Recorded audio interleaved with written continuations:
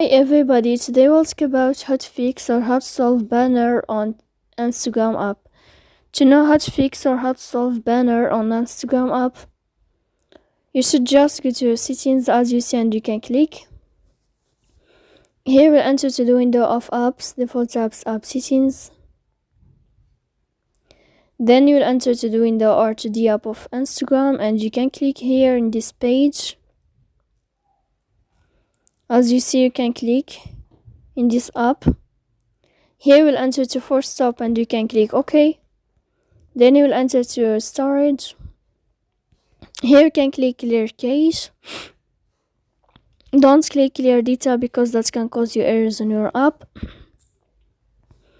In the end, you can turn off your phone and you can wait a moment to turn on your phone again. So please don't forget to support us by like and subscribe. See you next time in another video.